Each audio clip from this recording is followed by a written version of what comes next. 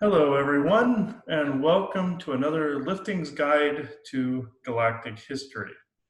This is actually going to be a bit of a strange one, and this one was full of not only distractions and slight bit of psychic attacks, but all strangeness and weirdness too. Very much like when we did the recording on Magnus and the Immortals. This one basically follows that same thread. At least in my opinion, this follows that same thread. This is going to be a bit of a weird one. I may put a bit of the recording we did last night about something about Germain, and it was orb responses and such. I may only use a fragment of that in this recording. I will have to review it once again and pick and choose what goes in. There are some other private things that are in there as well that I did not want in there, so it won't all remain in there. But and do you want to hand me the deck? Oh yes, and Yeah. we were working with a deck of cards last night. And again, this is just for example. This is, again, we are not in any way, shape, or form making any judgment on anybody who created anything. It was something we noticed within the deck that we thought would be interesting to show you guys. It has nothing to do with any opinion we have about the person who created the deck. Let's make that clear up front. It was just something interesting within the deck that we wanted to point out. Mm-hmm. And so we can do this in here in a little bit. I just want to make sure I have them. Had all the ones that look similar, yeah. So anyway, so you want me to kind of get started a little bit on this? Yeah, first I will go into a portion of this. We were watching a show the other night where it spoke about Saint Germain, and you know that I have channeled Germain for several years now, gotten information from him, both scientific and spiritual, and galactic history information that's both scientific and spiritual. Well, this claim that people have made, that they believe that the Count Germain and somebody by the name of Jacques Saint Germain are one and the same person. They believe him to be more of a vampiric entity. And as we have said in galactic history, there was what we call the vampire virus that we have said Jesus contracted as well, or as Endo got infected with, got transformed, and then turned back. He had gone into a quarantine or isolation. And there are several beings here on the earth that have also contracted this, that are in more of an earthly isolation. They can't leave the planet. And Germain, I know somebody's trying to pull this out of my head again as we were doing this. There's been a kind of a rough ride trying to get this information out, and I will show images of the people that I mean here in a moment. So let me start a little bit further back, then that'll help you, I think. Mm-hmm. So one of the things that Chris and I are very interested in doing, and you guys will start to see a lot more of it in general, is what we consider this whole conversation on galactic history, how this whole expression got set up, what were the components of it, how, of course, it translates to affecting us throughout the lives we've all led, and how it affects us now, and in general, how does humanity come out of an expression that really was more set up to control humanity, and then how does humanity come out of it to express their own wills and desires and things like that. So it really is our opinion that, again, when you talk about the time that we're talking about as far as our existence in galactic histories, and you even go back right prior to when the darkness came in, or when they were setting up the expression, and you're talking millions and millions and millions of years ago. So how do you condense all that? Well, again, the goal is to pull out enough information that you can get a good enough gist, and if it feels like this could be a possibility, then the goal is from that point on, well, then how do I, because I may have believed in certain belief systems or believed in certain beings, or maybe I was very, very trusting. Maybe now I need to kind of assert my own sovereignty a little bit more and my own desires and not assume somebody else is completely and always benevolent, and I have to learn to assert myself, just like you want children, to grow up and be an independent adult. It's kind of the same thing, but we maybe didn't know all of the ins and outs and everything that were going on, so we didn't do it. And now it's time to start doing it. And so that's where we talk about, again, the collective consciousness, the collective drive. So there is an importance about galactic history. And how this was all set up, but obviously we cannot tell you every single component of millions of years. You get a synopsis version, hopefully enough to get the gist. Now, the one thing that we've always tried to say as well is it's really good to talk to many beings and get their perspective, because what you actually get is a perspective. Everyone's like, I want to know the truth. Well, what you're going to actually get is a person's perspective of what the truth was or what occurred or whatever. In general, if you want the truth of galactic history, complete and utter one version, guess what? It's going to come from the source of all things, who's then brought into themselves all of it and potentially can come out with one stream. You and I are never going to be able to do that. We're always going to have our perspective. And what we're finding out from beings we talk to is they have their perspective. And so what we've been trying to do is talk to a multitude of beings, as well as bring in remembrances of our own, being really old souls, as many of us are, and try to come up with something that is, let's just say, good enough to bring the gist of what occurred into the conversation, so that you can make decisions on how you want to conduct your life now, versus potentially some of the things in a bigger picture that could have been going on that we maybe didn't realize.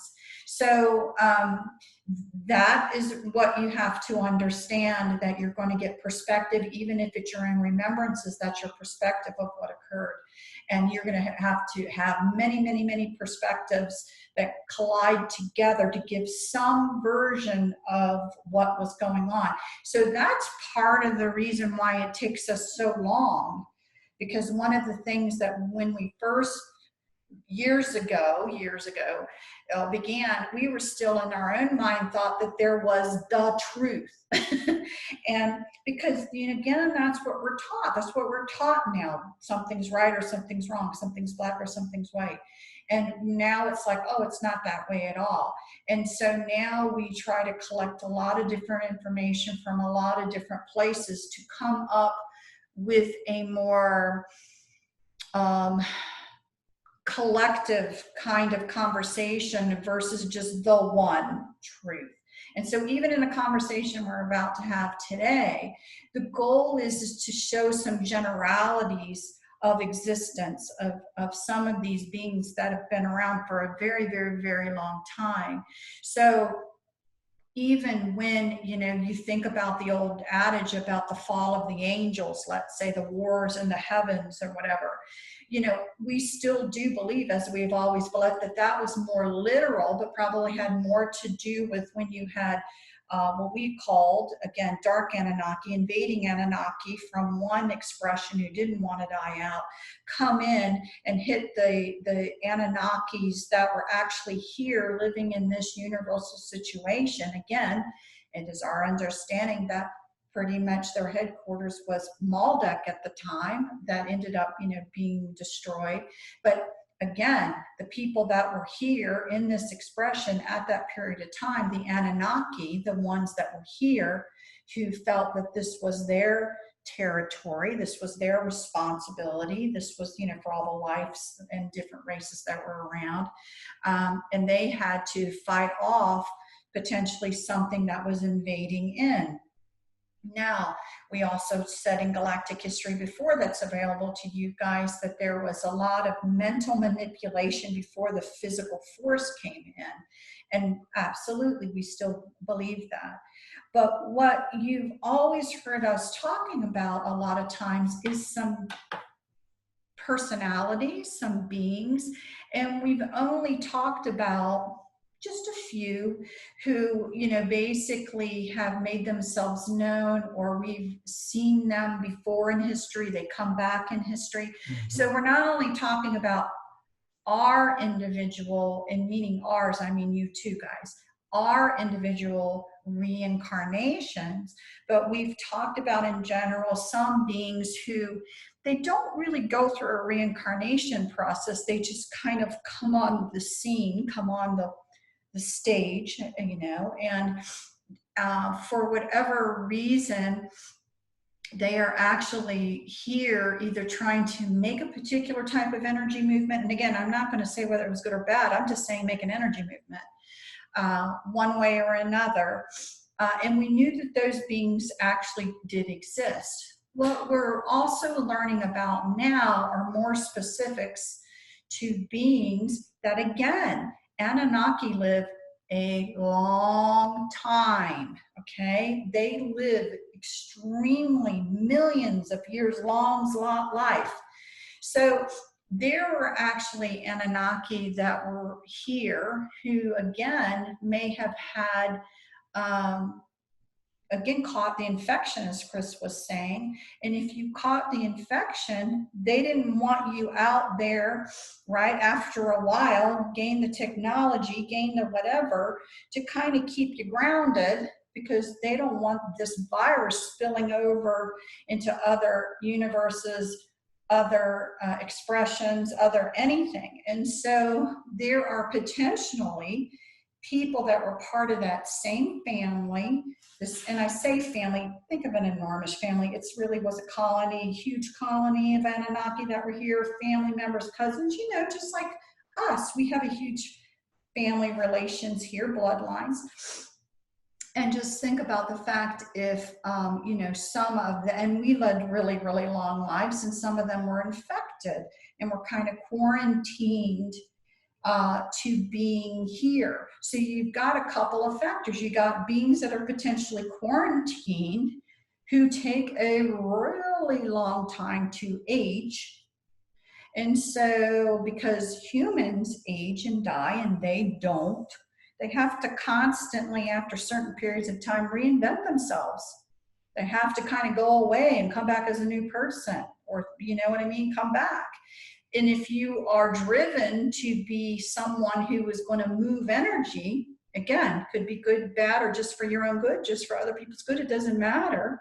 You got to find a way to reinvent yourself and ingrace yourself potentially into certain societies or whatever. Or a world leader, or a king, or right, anything like to that. be like an advisor or a wizard or a court scientist or something so, like that. Yeah. You know, what we're saying is that our understanding is, yes, there are beings that are here that are very, very old. Very, very old. Again, they could have been original family members from the Anunnaki who were here before even the darkness came in, or lineage thereafter. And they aren't allowed to go anywhere. They have to hang out as you and I, living flesh on this earth. So you have that going on. That's one aspect, and that's one aspect we wanted to kind of bring up today. As well as understanding, then you also have the aspect of the chess move, since this expression was kind of from lightness to dark.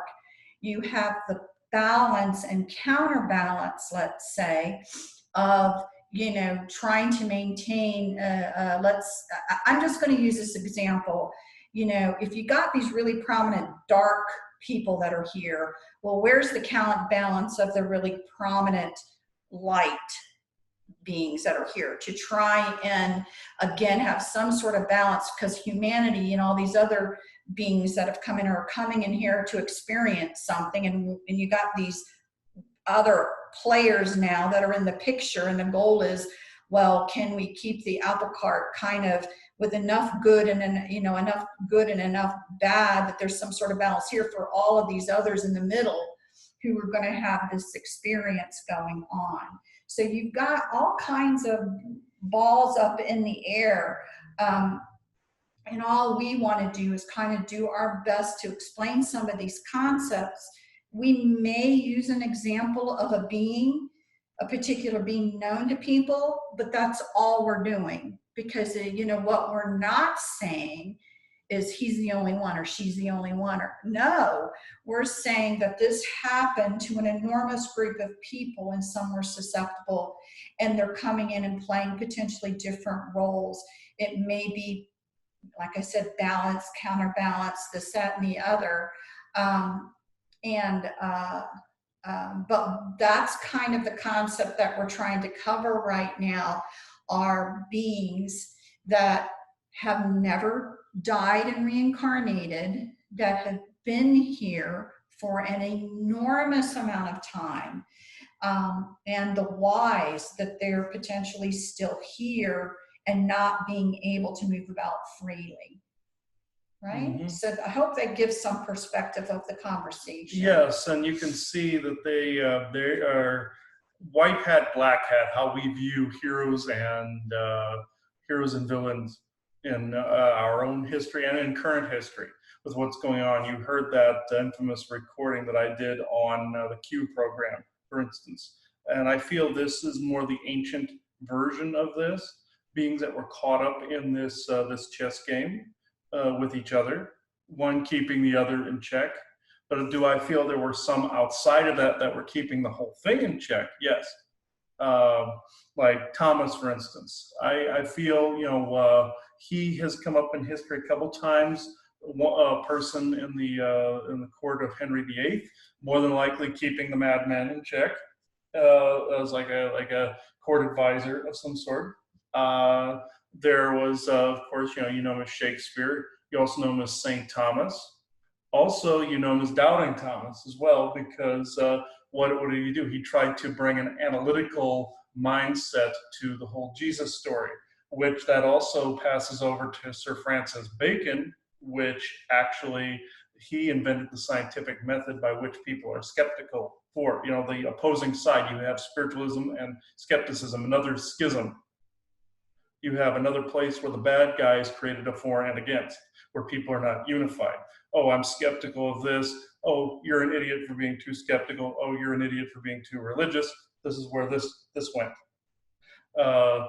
So you have these similarities of people in history, of some of the same people, either dark or light, or playing somewhere in between. You have Germain, which I've told you about. You have supposedly his master, which was by the name of the House of Rakosian, which was, I just researched it this morning, is a Hungarian family of rich aristocrats, and Germain was supposed to be part of that. He was known for fibbing a little bit, not necessarily fibbing, but exaggerating. He was known for saying he was over 500 years old and all this other stuff. And this is stuff that anybody can go on and read. Mm-hmm. If you look up Count of Saint Germain, it'll tell you his history. In fact, I will bring up his image right here. This is an example of, I would say that he is more of, he's just kind of hollow or neutral. It's kind of hard to explain with him. His energy is more of he's either whimsical or mystic, or it's more this dark persona wrapped around him in history, as like Jacques Saint Germain, the vampire of New Orleans, for instance. That there's it's either this or this. He's either white hat or black hat. It's either he's ingratiated himself as a mystical wizard, or he's a vampire. It's like there's no spot in between with him. This is what Jacques here looked like. And this is the famous picture from the late 1700s, before 100 years before he was Jacques Saint Germain in New Orleans. Supposedly this guy vanished without a trace after a while, and then reinvented himself as Jacques in New Orleans. But But the question is, the one thing that we wanted to add to this conversation, which you necessarily, well, I'm sure you can find it, but it was something we picked up on with when we were were inspired last night to pull out a deck that we had, and it's kind of funny again how these things happen. This was not something we were looking for. It was something that we realized during a conversation that we were having with a being, and with this whole incident of vampirism and Jacques, who then people were saying, wow, he pretty much looked just like this count, but this count was so many years old. So what I want to show you on this, because the one thing that I told you guys is that Anunnakis age very slowly, okay? But they age. But they age and they can deteriorate a little bit, especially the ones with the virus. Yeah. So we didn't do this in the order that I'm about to do it now, but there's a point to me doing it this way. What we actually did is we pulled out these certain cards and we're like, this is just the same being, or by God, they're the same family, same something. And then through looking at it and having conversations, beings did come through here and basically said, you're right, it's the same one. Now, I did not realize at the time that the count, right, that was the count, Jermaine, that you just showed. I had no idea at that moment that you can read it right there where it says he's already claiming to be well over 500 years old, right? And I was like, wow, that kind of goes along then with our thoughts that this is the same person that's just shown up over and over and over again over the last 500 years. Now, what this deck had to deal with was ascended masters. And again, this is nothing to not dumping on the creator of the cards, no. On the creator of the cards or anyone else. What we're saying, or what we're trying to get people to think about, is could some of these ascended masters actually be the same person over time? And they've just, again, kind of reinvented and reinvented. They like playing the role of somebody goes to or somebody thinks about. They like that role. They don't mind being so many numbers of ascended masters because they're just playing out. I hate to say it, feels a little bit like really ego and self-importance. They're playing it out over and over and over again. We've always said you need to always discern whomever you are speaking to or whomever you are channeling. There is no guarantee that everyone is for your highest good. There is no guarantee that just because they have gotten this label that it means they are only benevolent. There should never, and this is really the key of all this, you should never make that assumption. You should never feel like you can't say, I only want you hanging around if your benevolence for my highest good. There will never be an unfair exchange of energies here. I don't mind having a conversation for you, but if you think somehow talking to me gives you consent to steal my energy, it does not. So part of some of this and what we've always talked about are the skills of us in growing is to learn how to assert yourself and your sovereignty. Many things that have happened over many years, there's this assumption now that has us not doing that. One of the assumptions is anything out there must be greater than me and must be benevolent. It is not true. But if you feel that way, you're not going to be asserting your rights.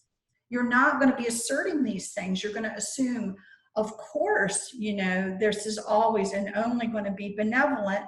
And because you didn't assert yourself, you'll be taken advantage of. And that is an unfortunate truth that has been occurring. So there is no harm in saying the point of all this is to get you to assert yourself. The point of this is for you to go ahead and state, I will talk to you under the following conditions. And for you not to be in any sort of shame, blame, or guilt which some of them will try to make you feel shame, blame, or guilt for asserting your bottom line. But you should be asserting your bottom line, because you may find out they can't play with you anymore if you do, because somehow they've been doing something to you, or stealing energies, or doing something from you just because you're interacting with them, and they take that as consent, because you did not put a line in the sand that it is not consent. You've got to understand, guys, how some of this works. And so if anyone out there feels, how dare I say that I should be standing before Michael and saying, Michael, you can't take any energies from me. You have to be open and honest. And how dare I? I'm like, what is wrong with you? Michael would be the first one to say, do it. Mm-hmm. Okay. So Jesus would be the first one to say, do it. Okay, so please, you don't want any blowback, because there's nothing that I am saying that, good beings wouldn't say, yes, do it. Show that you care about yourself. Show that you are a strong sovereign being. Yes, you're not offending anybody good by doing that, okay? So we're going to get back to the deck. So this was not in the order we discovered the cards, but it's in the order of what I feel is age, okay? So, and it ended up that in their existence, from when people thought they were around, their age order is the old order. So the oldest one happens to be the youngest looking one. I just find it amazing that the age thing, right? You agree with me? This is the order? I believe this guy came first, though. He was the teacher. But he was later in history at the same time as him. So these two. Okay, I guess I just assumed because he was the teacher. Him and him are they're the same family. Right, but they're not the same age. They're the same person. They're the same person, right? Same person. I guess when we looked it up in time, he was older. Okay, the family of Rokosian is much, much older. Okay. And it's an extremely ancient. I think that's why I thought that. Yeah. Okay, so I don't know. Family. I'm thinking family and age. Family and age. Okay, forgive me if I'm a little bit wrong, but you'll get the point when you see it. So the first being that we're going to bring up from this deck, and I'm going to make sure you guys can see it. Okay. And we want you just in general to look what's going on. Now, what's interesting to me also is, what is he carrying? What is in this card? So do you remember, or I don't know if you want to read it, do you remember this reading about this person yesterday? Yeah, let me see here. I will actually open it to the teacher card here. And just to point out, in Jermaine's history, he was also known for looking for the elixir of life, or the cup of life, which spread to other people. So that's my point about which what one this could guy say that's is, a vampiric virus. Yeah. But what is this gentleman holding? He's holding a cup or a well of obviously something arising out. Some people could say, well, it's a hot fluid. Or it could be interpreted as energies coming out of there. Mm-hmm. Or being taken and put in a vessel. But I mean, so this is again, the older known of, let's call it ancient family. Here it is, Maha Kohan Ragosi, who's also known as Master Rakosi, or the Divine Director, is regarded as a great spiritual teacher whose students include Saint Germain. He is very involved with world government leaders, intuitively guiding them toward peaceful resolutions. Call upon Mahakon Bergosi for help with esoteric learning, spiritual teaching, or the efforts towards world peace. Saint Germain is known for his geometric magic. He's known for his elixirs of life, which then go right back into Count Saint Germain and his obsession of the whole elixir of life. Okay, so again, this is the older of the family. So that's the first thing, oldest family, okay? And that was why I put them first. And also typical angel look, the pretty, yes, that is a man right there. You know, I misinterpreted this as well. That's like how we always say the Orions, the pretty boys, or the pretty looking people. That's what a typical angelic Orion would generally look like right there. So again, Now let's move on to the next person. Next, let's call it, in this deck, it was an ascended master. Many people recognize these beings as what they call an ascended master. The second one is Hilarion, yeah, and that is healing. Okay. And again, I'm just going to move this one and put this one right beside it so you can see which one looks a little bit younger. Yeah. Again, the eye colors are going to all change on this, just to let you know. But, you know, okay, so. Okay, I'll bring this in. 44, page 44 here. All right, here we go. Hilarion. And Isaac kept making fun of this, saying how hilarious this was. So he was making a joke, but he was basically saying, you know, trying to get us to see that these were either the same family or the same person. So here is, I'm just going straight to the actual person, not the meaning of the card. Hilarion, also known as Saint Hilarion or Master Hilarion, was a 4th century Middle Easterner who became renowned for his successful healing work. Hilarion was beloved by both Christians and those who practiced the old religions. Much of his life and healing work was immortalized by St. Jerome's writings, which described Hilarion dealing by commanding earthbound spirit attachments to lead, basically doing what I do. That is essentially what this was also saying. Call upon Hilarion for any issue involving healing and clearing of energy. This is another form of magic Saint Germain is said to be able to do. Transmute different negative entities and change the flow of like timelines. That's another thing that Germain was said to do. But basically, by another form of it is getting rid of negative entities. And I'm trying to show this. Okay, it's a little outline here. Look at what he's holding in his hand.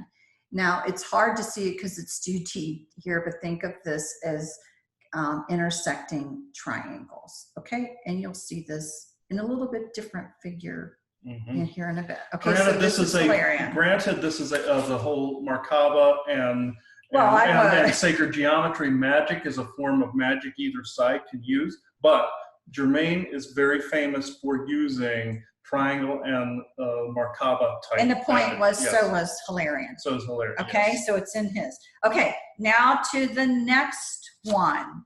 And I am going to put his card up first. Right, okay, and then I am going to put the card before it right next to it. Do you see the similarities, everyone? Like see the this face? Could be a little bit younger version of this one. All right, this one is Paul the Venetian. Paul the Venetian was the Italian Renaissance artist Paolo Cagliari. His last name was later changed to Veronese to signify his birthplace of Verona. He moved to Venice, which is why he's now called the Venetian. During the city's golden era in the 1500s, where he painted religious murals and paintings, he was successfully able to defend himself against charges of blasphemy during the Inquisition for his artistic rendering of the Last Supper. You can call upon Paul the Venetian for help bring artistic expression and creativity. This kind of goes back to Thomas and Shakespeare. You know, he was involved in Italy mostly, but I'm just saying this seems to be members of the same family, also renditions of the same being as well. So, okay. Yeah. So, okay. What color robe does he have on? Purple. It's purple. Purple. What is he holding in his hand? A purple mark. No. Well, yeah. Yeah. A Merkaba, right? Merkaba, yeah. Okay. But there's a purple aura around it. Okay, purple aura around it. Okay, so he's holding a Merkaba. He's wearing a purple robe. That was important for this reason. And now, dun, dun, dun, dun, this is Germain himself, right here. Yeah, here, this is Germain himself right here. Here's the one before him. And again, this was also before him in time. And wow, doesn't he look like he's a little teeny bit older version of this one? Yeah, not aging very fast. Not aging very fast at all, just a little. Okay. Here is on Saint Germain. other than Count Saint Germain that I've told you, which they are the same person, even though they don't slightly look like it. Artistic renditions can be slightly different, like with statue carving, drawings, paintings, what have you. They can be a little different. Also, if the person, say, had an injury or something, or their nose got broke or something like that, that's going to be in there as well in some other versions. This is now Saint Germain. Saint Germain isn't the Catholic saint, but a count from the French region called Saint Germain. He was known as the Wonder Man of Europe during his lifetime in the early 1700s. Saint Germain was renowned for his magical abilities to give gems and fountain of youth-like elixirs to his many friends. That cup you saw in the last card, The first card, yes. Which is this one. Yes. The elixir of life. He was a virtuoso musician and linguist who was beloved by royalty and blue-collar workers alike. Saint Germain helps light workers who wish to work toward world peace and bring about integrity and honesty in other governmental systems. There's another card. One of the other cards was also about world peace and and bring about integrity and honesty in governmental systems. So you see the commonality thread here that is starting to form. What is also interesting, the one who called him the Wonder Man was actually Voltaire. And Voltaire was a very outspoken anti-church, anti-establishment type of person who essentially poked fun at the basically the count called him the Wonder Man, like he was sarcastic, saying, "Oh, he's the Wonder Man." It was sarcastically meant. It wasn't a literal thing. You want to bring Voltaire up? Yes, So and I find this very, very interesting because also the street we are living on, I see this as a synchronicity, folks. We are living on Voltaire. So let's see, where is the Voltaire sarcastically dubbed him the Wonder Man. All right. Yes, if you just look at it. Yep, and here we go. Here is Voltaire, everyone. And he was living at the same time. He was a harsh critic of Germain at the time. And let's see, was a French government writer, historian, philosopher, famous for his wit, his criticism of Christianity, especially the Roman Catholic Church, as well as his advocacy of freedom of speech, freedom of religion, and separation of church and state. These are things that I've actually spoken about. That I've ranted about how these things have to be more criticized and looked at. He's a prolific writer and wrote in like small poems, novels, essays, historical and scientific works. I do the same thing. I believe this is an incarnation. No, this is possibly either a family member or someone that has been a guide. And a Galactic. And before we started this recording, Joanna actually put it out there that we wanted to hear from Voltaire himself in regards to this subject, and even Germain. And I heard a voice come to me, and it's really hard to actually even talk about this subject without my head being all clouded. So this tells me this is part of my own history as well. I heard a voice of this person come through saying that we had summoned him, that he was more than happy to speak. And do I believe this is Voltaire? Yes. This is the kind of the face that I'm seeing. Like I said, paintings and drawings and statues are slightly different when people make them. It's either artist's opinion of how they think the person is looking, or it's the ability to draw them or carve them or what have you that makes it different. Shakespeare was the same way, where it was slightly different in different pictures and renditions. It's still the same, but it's just the way the artist interpreted it. So I believe we can actually do this in more of a question-answer type of situation. Instead of it, so you're no channeling, just a No, talk. no. I mean channeling, but bring him through the actually. Okay, you want to do that? That's fine with me. Yes. Yes. And, see how impromptu this is, guys? We just kind of go with the flow. But I hope you find what you just saw interesting. Again, you probably can pull some of these same images up of these people. Again, we're not judging. We're not trying to make a judgment right now. We're trying to say it appears that this situation of beings, that some of these beings are actually here because they can't go anywhere. They have an infection. It has not been cleared yet. So they have to constantly reinvent themselves. They're in different states potentially of whether or not they're service to self, service to others, or a little of both, or whatever.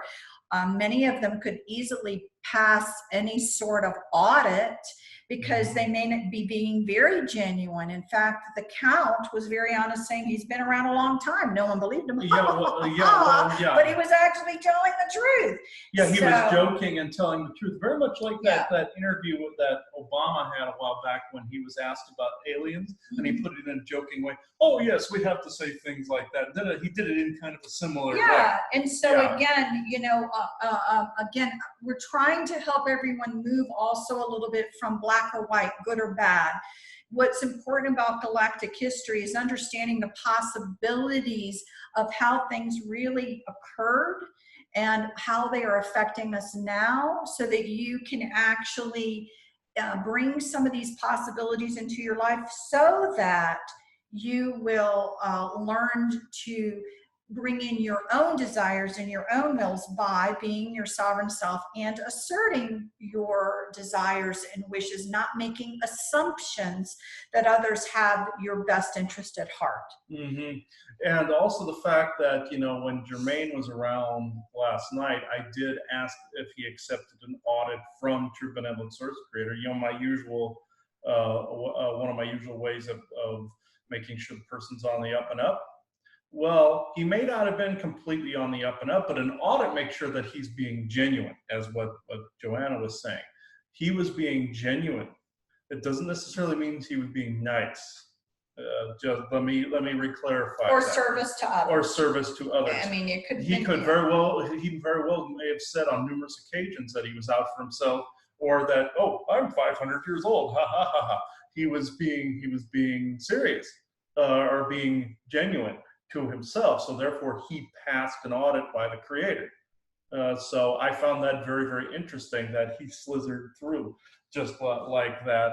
And many of his interactions with people, he is giving valid information. One of the things probably we would say Jermaine, if he were guilty of anything, it would be guilt of omission. Yes, guilt of omission. Basically, he's famous for doing his channelings in the Phoenix Journals. I'll use this as an example. All the equipment and all the scientific passages that are in there where he was the channeler. Do you see any safety standards in there? Do you see any warning signs, tags of any kind? No, and we pointed that part out before. Yeah, a long time ago. A long time ago. I pointed that out before. Well, his is more lying by omission. It is like he just didn't say everything. He just did not put it all in there. Therefore, he was still technically telling the truth, but he still left out a crucial thing, meaning, hey, warning, this could make you go blind if you use too much of it, et cetera, et cetera. He did not put that in there. So he is essentially, he's doing his routine by omitting verses by just putting blatant lies and things. It's not out in your face deception. No, it's not out in your face deception. Right. Like when I was speaking to him last night. Also, he didn't seem to really care that I was a little miffed that I found out what he actually was. That he omitted certain things. Like I didn't ask the right question. And he's one of those types too, where you just didn't ask me. Well, I didn't know to ask. That's how some of these government factions work. Oh, you didn't ask the right questions. Well, people don't know to ask that question. So that's kind of how he is as well. So at this point in time, we'll go straight to it. I even wrote a couple of poems this morning I don't have my notebook in here with me, but I can always put them in the description heading of the video when this is uploaded to Vimeo and Patreon.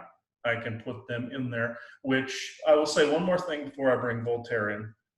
This also had to do with the scientific method. In the orb video we did last night with Jermaine, you'll hear me asking twice, to do this a couple of times, like make the orb go in the center of the screen, a couple of times, repeating the scientific method. And that's the basis for the scientific method. Sir Francis Bacon is known for creating the scientific method and that repetitious process in order to prove a concept, how we know it as today. They basically saying, okay, let's do this one more time, like that. And then essentially, I feel he was part of that, either that same family tree or he was essentially Thomas. Some say he was Germain too. Some say he was associated with Shakespeare. Some say he was essentially associated with Germain. It's a mixed bag of explanations when it comes to him. Or was he related to royalty, or was he related to the Bacon family? There is this mystery surrounding Sir Francis Bacon. So this, I believe, was the influence also in me using the scientific method to present the orb video as well. So, and I believe that was basically Thomas's influences trying to keep the other in check, very much like he tried to keep Henry VIII in check as well. So I figured I would put that in there. Let me get another drink and I will go here. I know this is an impromptu video. We're working up all over the place, but it's been hell trying to actually get this out, just like it was with the Magnus Immortal video. So when it deals with these families, and I feel there might be a relation here to myself, I see some similarities in there as well. So let me see here. Whew. You are coming in with a fairly potent energy, Voltaire. Let's see. It's starting to heat up in here. It's starting. I'm feeling like this. Like you're becoming flush. It is. It's like this. Like cheeks are turning red. Even mine are. I just heard Isaac in the background going, "It's his hair." So it's that you saw that image of the curly hair. Oh, those wigs are pretty hot though. So let's see. Let's see. Isaac goes, "They look retarded." Okay, let's see. Now he's got a point there. So, okay, Voltaire. Oh my, what density are you? Are you going to need an intermediary to come through? All right. Okay, you can come through. And he has this almost like aristocratic accent, the way he's talking, he has this, he keeps using the word severance over and over again. He keeps referring to people as severance. I don't know what he means by that. So let me see. Maybe just his prose, but okay. Oh my God, you're an extremely high density. All right, you came in from a distance to do this. So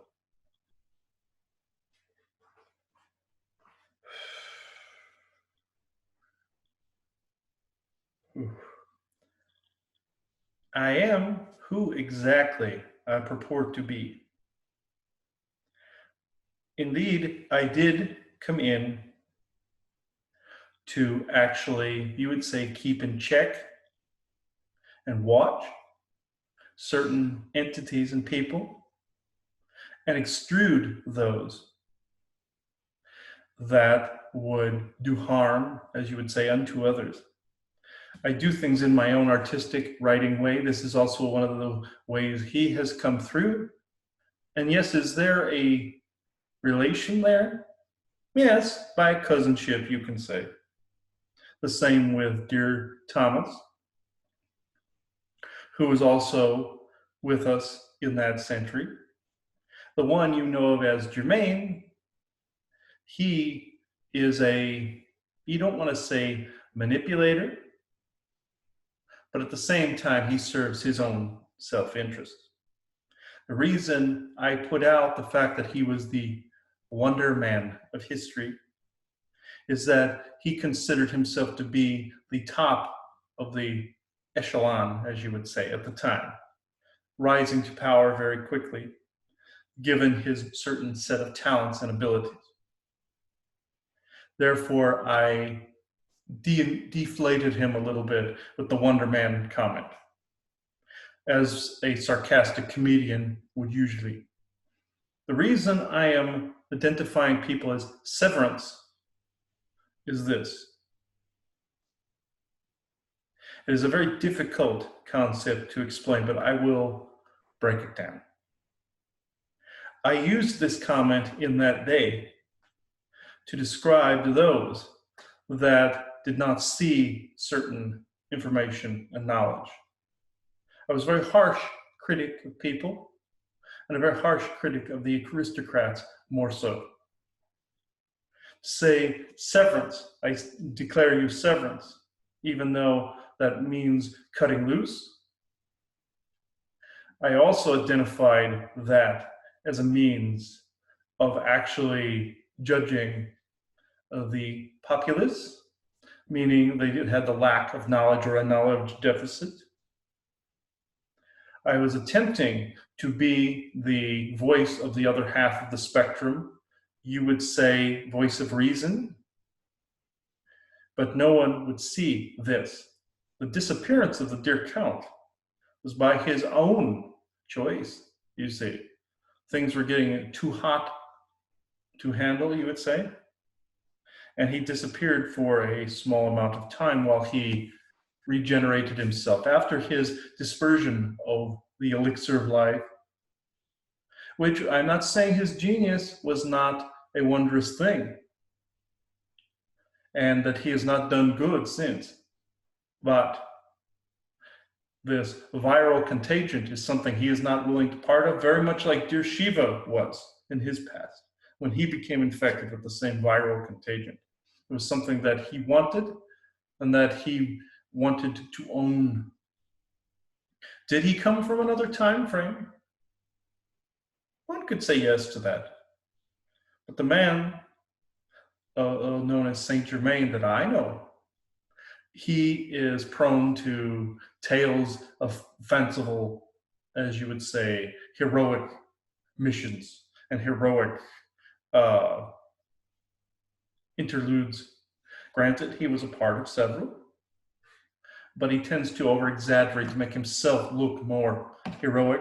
This is not necessarily a lie. He is just omitting certain details as to what happened as a result of some of his actions, let's just say. Even in the history in which I knew him to be.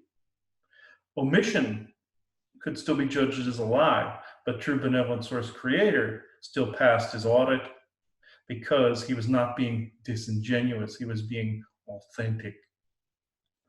Authentic people can still be doing harm unto others. Authentic people in the history can still be doing harm unto others. My role in galactic history, further back, I am not from necessarily only the families that existed in your system, but my soul, as you would say, comes from much further out. Comes from a much greater expanse of energies and transformatively known individuals. You would know these family trees as the Khazat Thul. I am part of that history and was brought into this system. Was I changed for a short time? Yes.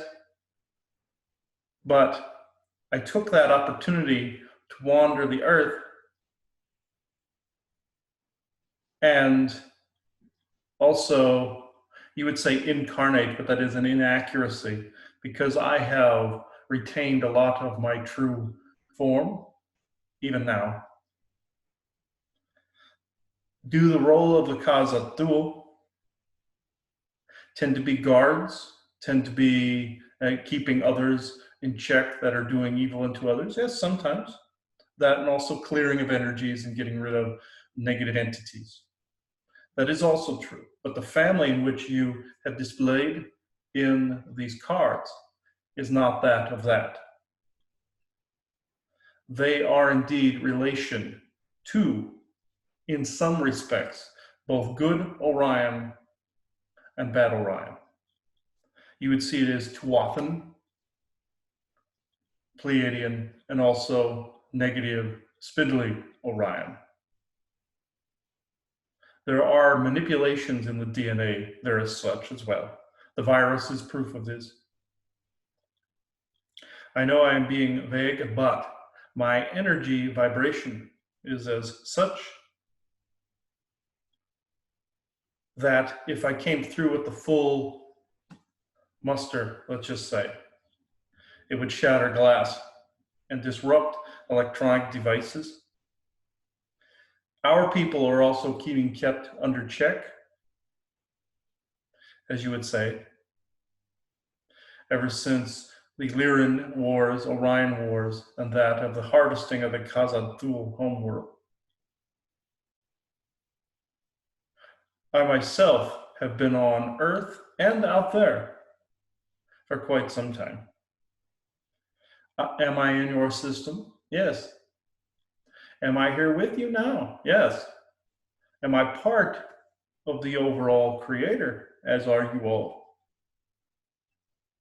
I'm just saying there were agents, to put it bluntly, in your history that were doing good, and there were some that were not doing good. You could say Jermaine straddles the fence on each. You would say black hat, white hat, but that is an inaccuracy. It is more rather when they choose to do bad to someone or choose to do good to someone or deceive or omit. It was never that really completely black and white. That was a deception to divide. Angel, demon, same thing. Some of us are here to ensure that your world does not pass away, and nor do these darker agents that have the overage of the virus in them help it along towards the dark end of the spectrum. I can take questions now. So I guess, part of us having this discussion, and I really do appreciate you coming in, was, again, not to as much try to focus on an individual, not to just focus on Jermaine, or not just focus on you, Voltaire, or not to just, because there's a bigger message than focusing on an individual. And so we wanted to try to make sure that there were just certain concepts that were understood that would make you want to constantly discern, who am I speaking to? Is their agenda at this current present moment of speaking to them in alignment with mine for my highest good?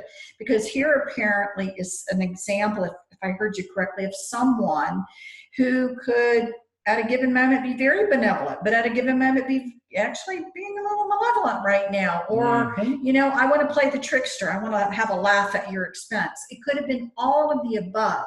And what humans were mainly used to is completely categorizing somebody as they're always bad, or they're always good, or they're always. So, what I, want us to really understand is that, it really was mixed. My understanding of the virus, and probably this is what I guess, maybe we need to have a better understanding, is what would the virus do to an individual? Could it take a person who normally could be thought of as benevolent, could it actually alter their personality into malevolence? Yes, you could say that. It has some genetic predispositions to lean towards the malevolent. However, there are and have been, because of Earth's magnetic and energy fields, different variations in this viral contagion. You two yourselves were speaking about some of these different variations earlier. Sometimes allergies to sunlight, sometimes allergies to different magnetic fields and different plant structures and plant contagions, or you would say just plants in general. Sometimes it's an allergy to nature. Sometimes it's an allergy to different bugs. Sometimes it is actually just a lust for blood, but yet the telltale fangs are not present. Sometimes it is fully transmutative and brings out the telltale fangs that vampires to possess. The Antiqua built something similar in some of the werewolf contagion. And sometimes these two combined into different shape-shifting entities. This is another version of the contagion. Your world is very unique, you see, in the fact that the nexus point and the dimensional doorways, gateways, and magnetic variations create so many variants of different viruses, contagions, people, and even elements of nature that it is hard to predict and hard to say what can happen and when.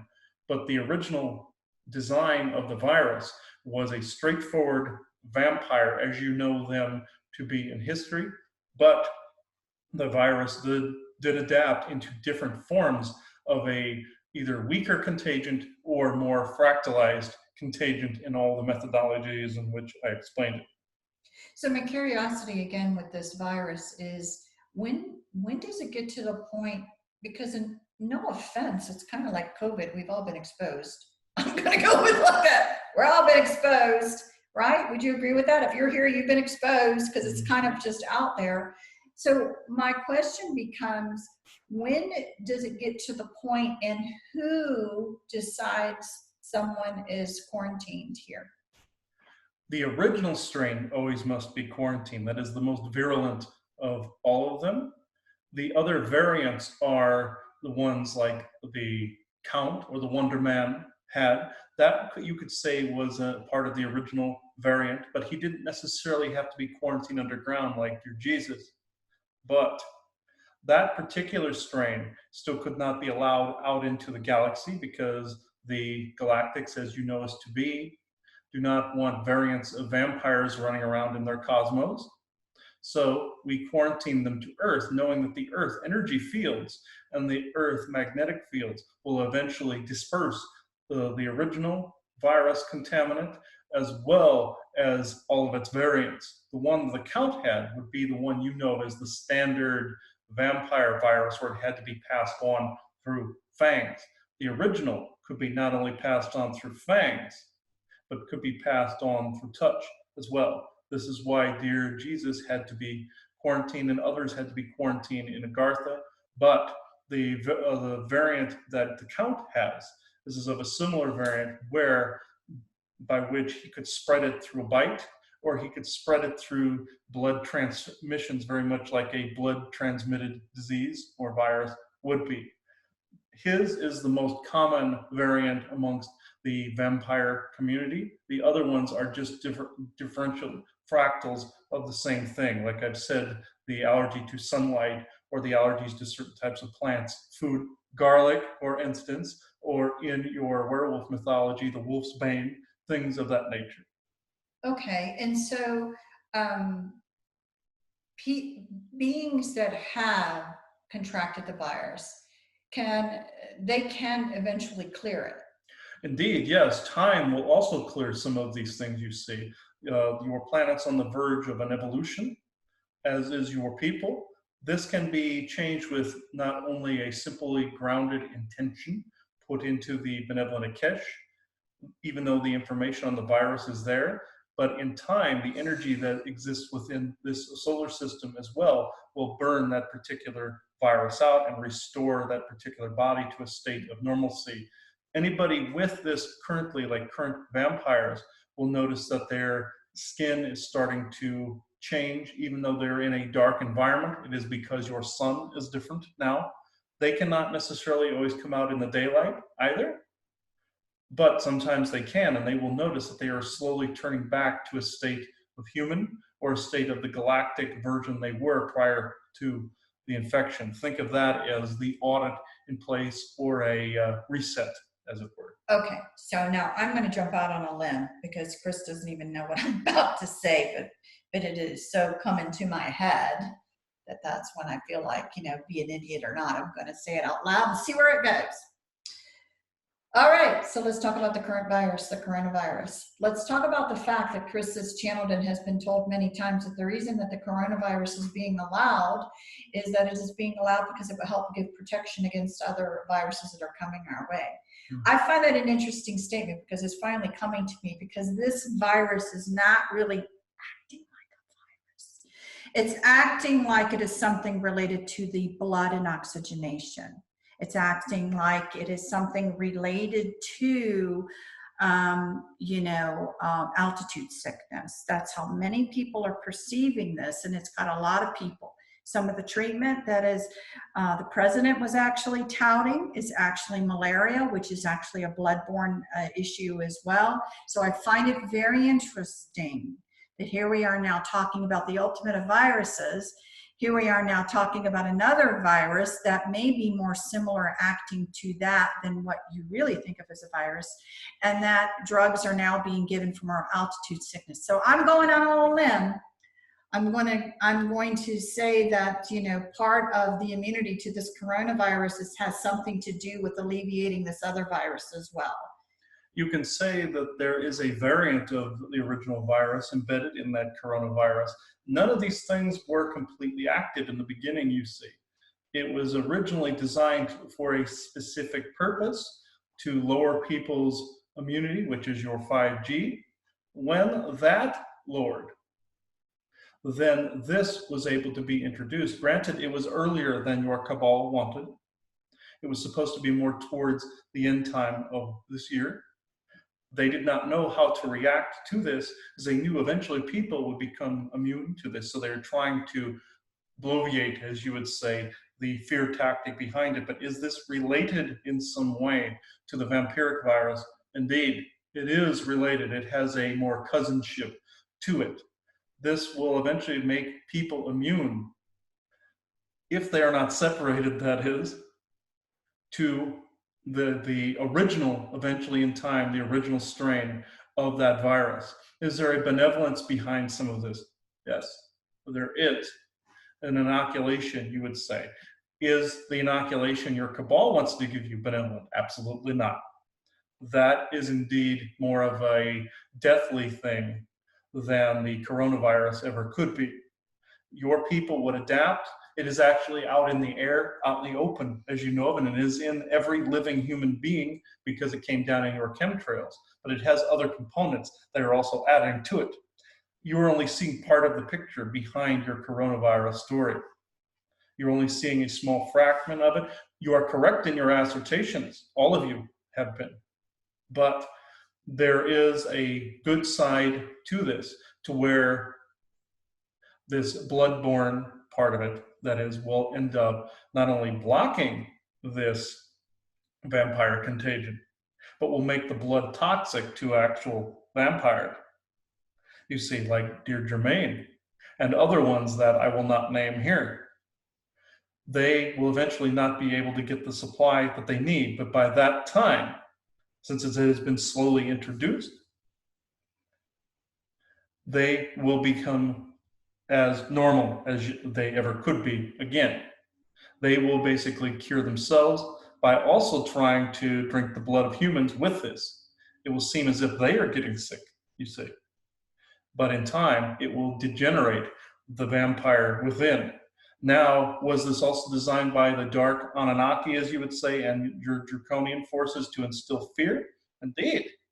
But they are just as scared because they know this is backfiring on them, you see. They know this is backfiring on them because this is the time in which you are living in.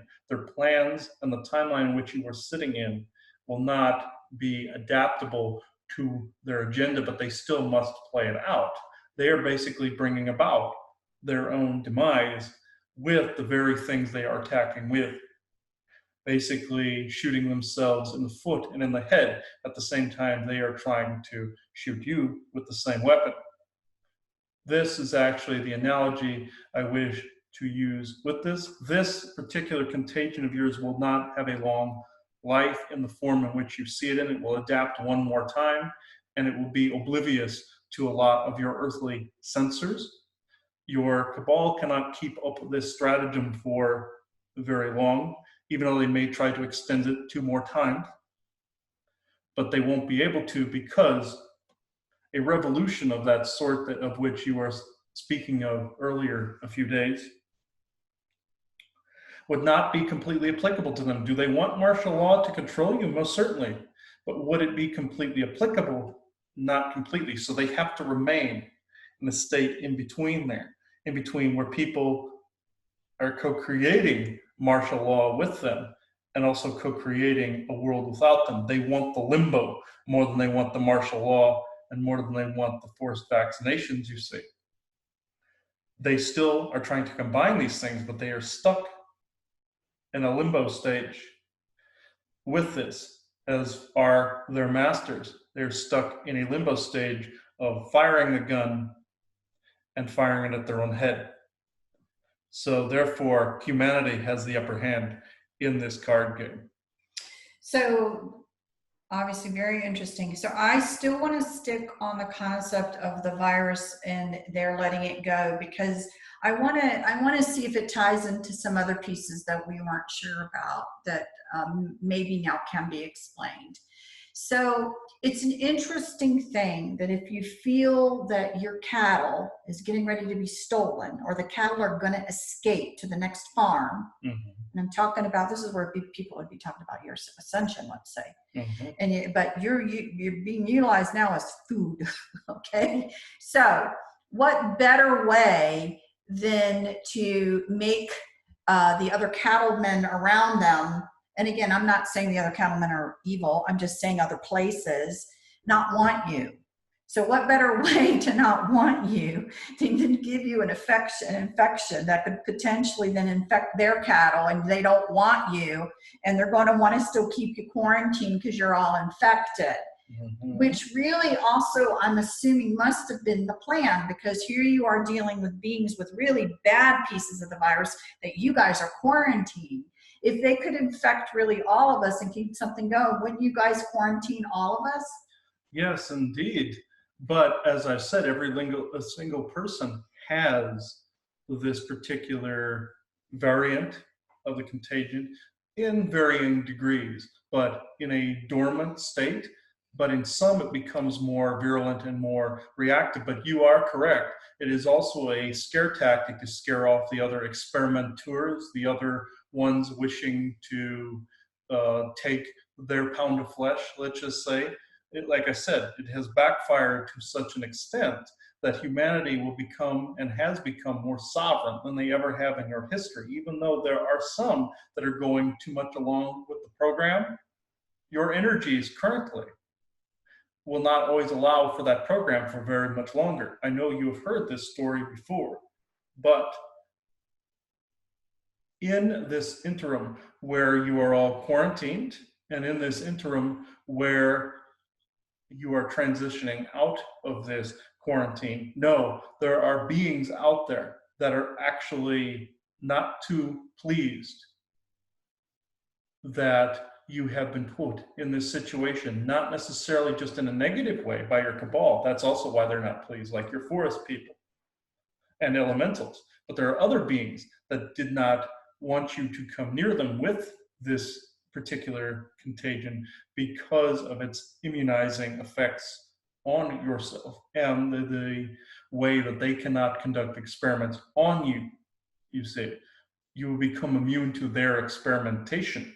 This was another reason that Source Creator let this out, and a few other races out there that wanted to see you more sovereign. Let's just put it this way. There are races out there that wish to see you flourish and wish to show you the evils of the world. What better way than to put it in your face?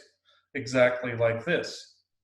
Even though there are people going along with the program and people not going along with the program, that is a form of division.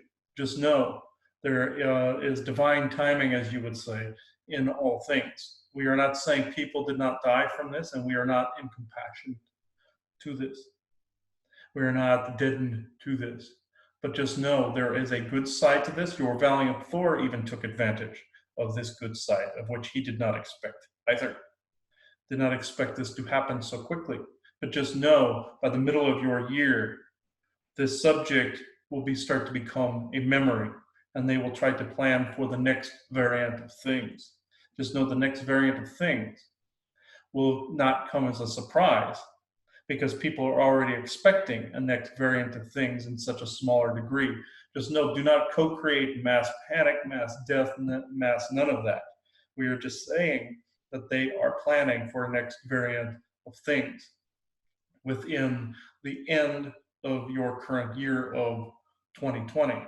We are not saying that people won't see that as wrong, which it is to some extent, but it is actually building you towards more of a state of sovereignty, more than you've had in centuries. And again, and I'm so glad you said you're not insensitive to the fact that this is real and that people are dying and passing and they are having illness. And yes, it is all real. And again, I think for me, I've been lucky, and I've said this before, I really have been lucky to see so many people trying to reach out to others. There's been sort of this realization occur that maybe we haven't paid attention to one another like we should have, that we really haven't shown caring, that we really haven't thought of our elders as much as we should have. So there's been a lot of outreach and true benevolent caring from one human to another to try and now make sure that is done, because the one thing that occurs, guys, is that our body dies. We're going to come in, this body's going to die, we're going to leave. It's only going to be people like this that ain't going anywhere for right now until they, either clear something or whatever. But we're going to all do that. So that's not new news. What the new news is obviously is what has been tried, what is now failing, and our own personal recognition that we need to be more loving and caring towards one another. And that's something that, you always are sad that it takes a tragedy for us to realize it, but in all honesty, it always seems to take a tragedy for us to realize it. So, with much love and caring to anyone out there and to anyone who's in fear over it, including the other races that we don't normally see on our frequency, because we've run into so many races. Now, I don't know if their fears or even, let's bring up the Sasquatch now, if they're needing to be away because they are susceptible to the illness, to the virus, they just want to protect themselves, or if they're just susceptible to all of our emotions. But there certainly have been races that have felt the need to back away at this time as a self-protection mechanism for them and their race. You would agree? Yes, indeed. The thought forms that are coming from this are what they are mostly susceptible to, that, and mostly your 5G frequencies. The virus isn't really much of anything to them. Okay. Because they're on a particular frequency, but it's the denigrating frequencies, such as the fearful frequencies and that of your 5G, which that keep them away. Okay. So again, like I've said before, this is affecting so many people, seen and unseen. The one interesting group that, Chris and I don't hear a lot from, because many of them have been very angry over what's happened to their race. So I'm just asking out of curiosity, are the mer people, how are they faring during this? One could say that they have entered their own self-quarantine, but they have also been seen by many of your people, even recently, on your coasts. They are the ones that are most purportedly butthurt about your pollution and your atmospheric conditions.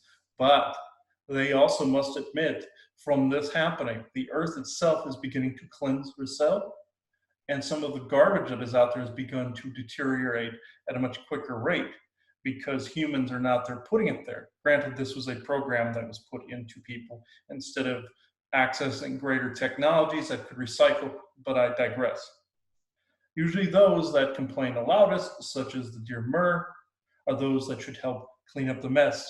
And now they're having to watch as some of the mess is cleaning itself up and the Earth Mother is beginning to cleanse herself and audit herself, you see. They are actually assisting in actually picking up some of the garbage that has dropped into their kingdom at the bottom of the ocean. way down in the trenches.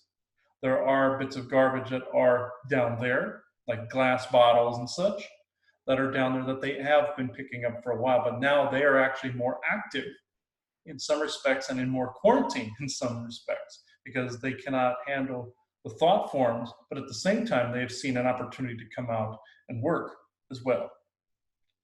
They are also clashing a little more with your cabal forces because the cabal has actually come out and your military has come out against them a little harsher because now people are not on the beaches seeing the underground wars and battles, you see, like you two have witnessed. That is what's going on. There are more drilling cases going on that people are thinking are mini earthquakes going on right now, with some battles going on underground with your military and other forces and other archontic forces and other alien forces. These are things that are going on right now. They're being more noticed because people are more home and quiet and in isolation. This is another reason this is happening, so that you can actually feel the environment around you is different. The noise of the traffic isn't always as much, even though there are people still out and about. It's been split down to a third. And you can actually know there's a distinct difference between your city noises and what is beneath your feet. This was another reason this happening. But back to the Mer people, they have split loyalties and they are a culture divided in their own right because they are judgmental in some cases towards humanity, but also in some cases they are noticing that that judgment was misplaced and that the earth is showing them that they were wrong in completely judging humanity on the garbage issue. Granted, humanity does throw garbage everywhere and is to blame for at least half of the cases, but I digress. The earth is far more powerful than either group, human or Mer, actually imagined. Well, thank you. So, I could keep talking for a long, long, long time, and but we try to have these in kind of bite-sized, understandable nuggets.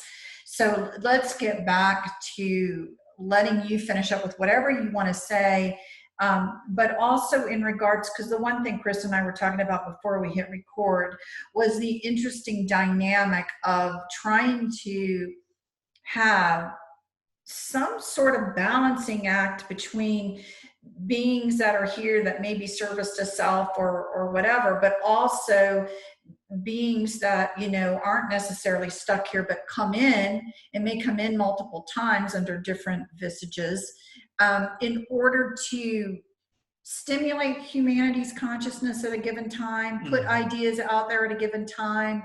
I find that setup, that dynamic, very, very interesting.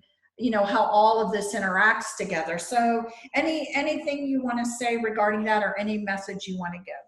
Yes, there have been beings throughout history that have stimulated information and the energetics. You would call these harmonics or codes or codexes that have been left here. But in these newly formed energies in these years that you are living now, just know that what you have experienced throughout your life, and these are recent humans that I'm speaking about, there are histories out there which you do not know about, that you are quickly learning about. You may feel that it is being jammed down your throat in some fashion, or that it is being jammed up somewhere else, but just know that the reason it is coming out in such a violent manner with the information is that the method by which was shaking the rug by the earth was also in a violent manner, shaking the information out so that you were confronted with your own inner demons, with your own misconceptions of history, your own misconceptions of what energy is, your own misconceptions of who you are. This is all being put out in the open. Both either fear or love are being put out in the open. Your false dualistic society is being put out in the open for you to see. Even my own transmission right now is being disrupted by those who do not wish me to speak. There are those beings still in circulation in multiple forms and amongst your crowds and amongst your people. There are also good beings amongst your people as well. Just know, whether you are skeptical on the alien issue or you are skeptical on the government conspiratorial issue. Just know that this information is indeed coming out and may be a shock to some of you. There's always going to be a little bit of shock, or there wouldn't be change. Just like with your coronavirus, there was a shock to your society and your economy, but there is a reason behind all things. We are not saying that there haven't been good people that have lost their businesses and lost what they held dear. But what do you really hold dear? What do you hold dear within the self, and what do you hold dear within society? Is it just your business? Is it the art in which you produce? Is it the information you wish to produce and are producing? Or is it just for the want of money, just to keep yourself afloat? These are the questions you have to ask yourself. Why am I doing what I'm doing? Is it for the greater good, or is it service to self? Or is it a combination of the two, which is perfectly fine? That particular stance actually is the most helpful, where you are aiding yourself as you are aiding others. That is the most beneficial of all of these, not split here or here, but the combination of the two, you see. This is also information they did not want out because there is a benefit to what is going on right now. There's a benefit that you are looking within and not necessarily needing to bow out of your own business, but maybe improve it in some fashion to where if something like this should ever happen again, or if you get into, say, a galactic trading situation in the not too distant future, that you know how to adapt your business with the coming times. Some of the ones that have left are either by people that could not handle the changing tides, or they were service to self primarily. This is what I have come in to say. Thank you.